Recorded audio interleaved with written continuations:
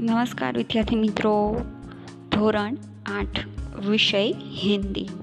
વિદ્યાર્થી મિત્રો, આપણે આજે પાઠ 7નો અભ્યાસ કરીશું. पाठ 7 सोच अपनी अपनी. जो एक वाद विवाद है.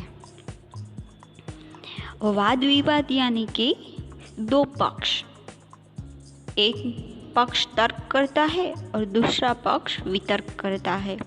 अपने विचार को अभिव्यक्त करना, उसको वाद विवाद कहते हैं.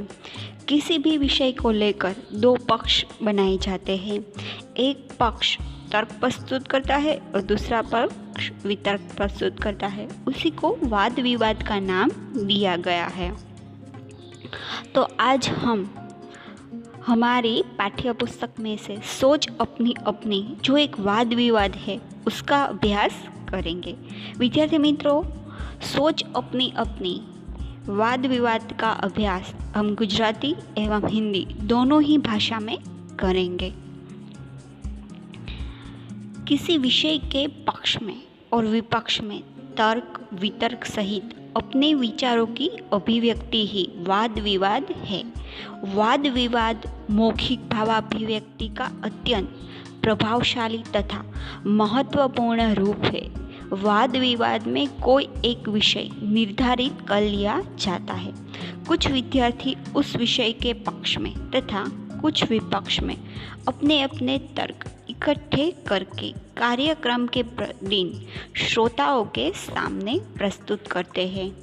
एक वक्ता पक्ष में अपने विचार रखता है तो दूसरा वक्ता विपक्ष में. इस प्रकार वक्ताओं को अपनी बात की पुष्टि तथा विपक्ष के कथन के खंडन का अवसर मिलता है. विद्यार्थी मित्रों, तो આજે આપણે આ પાઠનો અભ્યાસ કરીશું, જે એક વાદ વિવાદ છે. વાદ વિવાદમાં જોઈએ તો કોઈ એક વિષય ઉપર બે પક્ષ પાડવામાં આવે છે અને એક પક્ષ પોતાનો તર્ક રજૂ કરે છે, જ્યારે સામેનો પક્ષ એટલે કે વિપક્ષ તે વિતર્ક રજૂ કરે છે. વાદ વિવાદમાં વિદ્યાર્થીઓને એક વિષયના અનુસંધાન ઉપર કાર્યક્રમ નક્કી કરવામાં આવે છે. આ કાર્યક્રમના અનુસંધાનમાં મૌખિક અભિવ્યક્તિ ખૂબ જ મહત્વપૂર્ણ હોય છે. તો ચાલો વિદ્યાર્થી મિત્રો, આજે આપણે તેનો અભ્યાસ કરીએ. સૌપ્રથમ વાત કરીએ તો नीचे दिए गए चित्र को ध्यान से देखिए, फिर उन पर आधारित प्रश्नों पर कक्षा में वाद विवाद कराइए. विद्यार्थी मित्रों, તમે તમારું પાઠ્યપુસ્તક ખોલો અને જુઓ. તમારા પાઠ્યપુસ્તકમાં બે ચિત્રો આપેલા છે. હવે બંને ચિત્ર જોઈને આપણને ખબર પડે છે કે પ્રથમ ચિત્ર છે એ ગામડાનું છે અને બીજું ચિત્ર છે એ શહેર કે નગરનું છે. હવે આ બંને ચિત્ર જોઈને આપણે બહુ જ સરળતાથી કહી શકીએ કે પ્રથમ ચિત્ર એક ગામડાનું છે, જ્યારે બીજું ચિત્ર નગર કે શહેરનું છે. હવે પ્રથમ ચિત્રના અનુસંધાન ઉપર આપણે આપણા વિચારો રાખી શકીએ કે ગામમાં એક નદી વહે છે અને નદી કિનારે લોકો નાય છે, કપડાં ધોવે છે, પાણી ભરે છે અને કેટલાક લોકો નદીના કિનારા ઉપર આપણને જોવા મળે છે. સાથે સાથે આપણે એમ પણ કહી શકીએ ગામડામાં કાચા મકાનો જોવા મળે છે. તમે જોઈ શકો છો કે નદી કિનારે કેટલાક મકાનો પણ આવેલા છે. આ ઉપરાંત કેટલાક વૃક્ષો પણ છે, ગાડું પણ દેખાઈ રહ્યું છે અને સારું વાતાવરણ પણ જોવા મળી રહ્યું છે. હવે સામે પક્ષે વાત કરીએ તો એક શહેરનું નગરનું ચિત્ર દર્શાવવામાં આવ્યું છે. જો ધ્યાનથી જોવામાં આવે તો અહીં એક રસ્તો છે, પણ રસ્તો એ પાકો રસ્તો છે. કેટલાક વાહનો એ રસ્તા ઉપર દોડી રહ્યા છે. રિક્ષા, કાર, બસ અને રસ્તાની બંને બાજુએ કેટલા વૃક્ષો પણ છે. તમે જોઈ શકો છો કે નગરવાળા ચિત્રમાં સરસ મજાની ઇમારતો પણ આવેલી છે અને તે ઊંચી પણ છે. તો આપણે બંને ચિત્રના આધાર ઉપર કહી શકીએ કે पहला चित्र है वह गांव का है और दूसरा चित्र है वह नगर का है.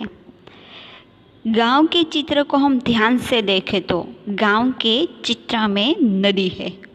उसके घाट पर कई लोग दिखाई पड़ रहे हैं. कोई नहा रहा है, कोई कपड़े धो रहा है, कोई पानी भर रहा है, कोई काम करता है. और साथ ही हम यह भी कह सकते हैं कि गांव में कच्चे मकान है और उसका पहरवेश यानी कि उसके कपड़े भी मामूली है. कई वृक्ष भी दिखाई दे रहे हैं. इसे हम कह सकते हैं कि गांव में शांति का वातावरण है. और चलिए दूसरे चित्र की बात करते हैं. दूसरे चित्र को हम ध्यान से देखें तो वहाँ पर एक सड़क है. चौड़ी सड़क हमें दिखाई रही है.